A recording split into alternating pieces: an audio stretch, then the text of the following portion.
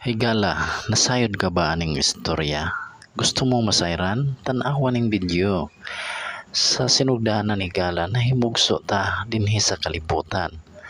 Daw ingani ang atong makita nga usa ka papel nga tin-aw og puti kaayo. Hangtod nagkadako ta dinhi sa kalibutan nga nagkinabuhi higala.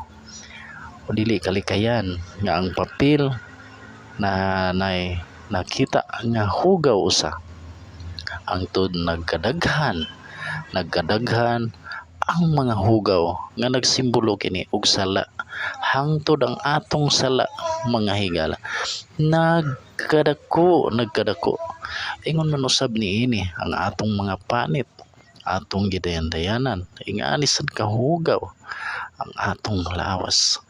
Pero nasayod ka ba higala nga kini naay tsansa? Matud pa diri sa Biblia, wala ako moanhi aron sa pagtawag sa mga matarong, kundi sa mga makasasala sa paghinulsol. Lucas kapitulo 5 bersikulo 32. So dako kayog tsansa mga higala, dili ta mabalaka kung ingani ang atong panglawas. Mo na nga matud pa gyud diri sa Biblia nagingon nga nahibalo kita nga ang Dios dili manimati sa mga makasasala, apan kung ang usa ka tawo masimbahon sa Dios ug magatuman sa iyang kabubuton, ang Dios magapamati kaniya. Juan 9:31.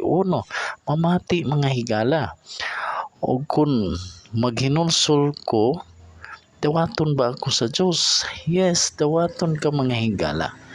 Kay matod pa diri sa laing bersikulo nga nagingon, sultihan ko kamo nga sa ingon usab ni ana may kalipay unya sa atubangan sa mga manulunda sa Dios tungod sa usa ka makasasala nga magahinulsol. Lucas kapitulo 15 bersikulo 10. So dili pa ulahi higala kung unsa man ta ka dautan, unsa ta ka makasasala, ay ngani atong pamanit, dako pa kayog tsansa.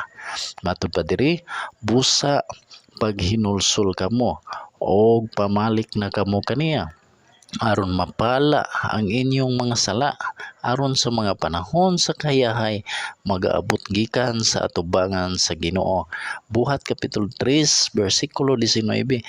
Tiaw mo na mga higala, kung mobalik ta ngadto sa Ginoo, iyang mapala ang atong mga sala, irison niya mapala.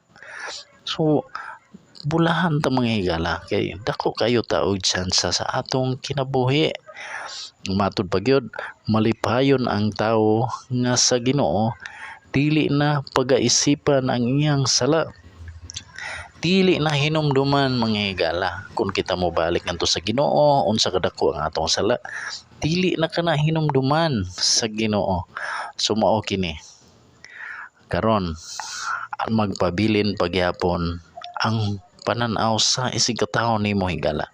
Ingani kagyapon kahugaw, pero sa pananaw sa Ginoo kung ikaw mahinulsol sama kanining papel nga limpyo na kaayo sa mata sa Dios, tungod kay ang gitan-aw sa Dios kanimo ang imong hunahuna og kasing-kasing.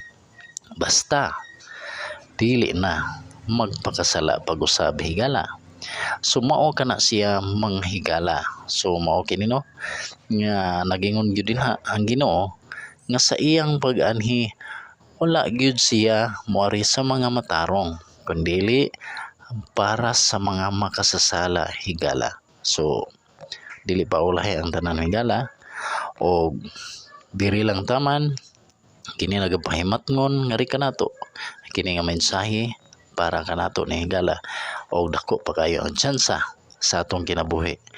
O hinaot ta nga kini magapadayon sa atong pagkinabuhi nga magbag-o sa kinabuhi. Og daghan kayong salamat sa pagtan-aw o pagtiwas sa maong video nga nagapahinumdom kanato higala. Og God bless sa tanan. Amping ta mga higala, atong siguroon nga mokonek kita ngadto sa Ginoo. O hangtod sa sunod sa atong mga video. Bye bye. God bless sa tanan.